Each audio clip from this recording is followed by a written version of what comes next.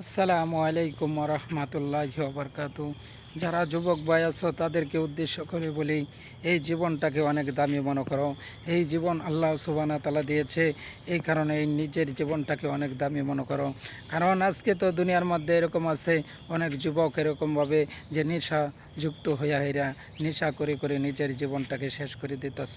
যে এক মেয়ের সাথে প্রেম করছো, ওই মেয়েকে পাইছো না, এই কারণে নিজের জীবনটা এরকমভাবে যে নেশা করে করে এরকমভাবে শেষ করে দিতেছ। না ভাই না, নিজের জীবনটাকে অনেক কদর মনে করো। কারণ তোমার যে হায়াতের জিন্দিগি আছে, সেই জিন্দিগির কিন্তু হিসাব দিতে হবে।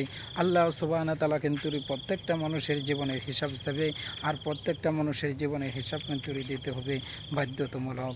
এই কারণে ভাই আসো, নিজের জীবনটাকে এরকমভাবে ভালো করে চালাই, এরকমভাবে নেশা করে নিজের জীবনটা শেষ করে দিও না।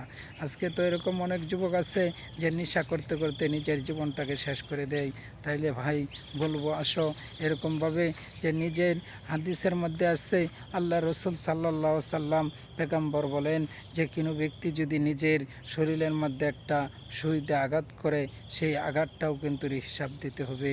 কারণ শরীরটা তো একমাত্র আল্লাহ সুবহানাহু ওয়া তাআলা দিয়েছে, সেই শরীরের মধ্যে তুমি কেমনে আঘাত করবা। এই কারণে নিজের শরীরের মধ্যে একটা সুইতে আঘাতও অন্তরীকরণ যাবে না। আর সেই শরীরের মধ্যে তুমি এরকমভাবে নেশা খাইতে খাইতে, নেশাযুক্ত হতে হতে যে এরকমভাবে শেষ করে দিতেছ।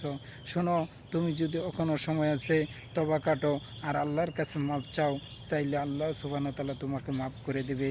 আর আজকে যে নারীর কারণে তুমি এরকমভাবে নেশাযুক্ত হয়ে গেছো, বিশ্বাস করে নাও যে আল্লাহ সুবহানাহু ওয়া তাআলা এর চাইতে তোমার আরও অনেক ভালো আল্লাহ সুবহানাহু ওয়া তাআলা জান্নাতের ভিতরে রেখে দিয়েছে। এমনকি দুনিয়ার মধ্যেও তোমার জন্য এর চাইতে ভালোটাই আল্লাহ সুবহানাহু ওয়া তাআলা দিবে। আসো, এরকম পরিবর্তন হয়ে যায়।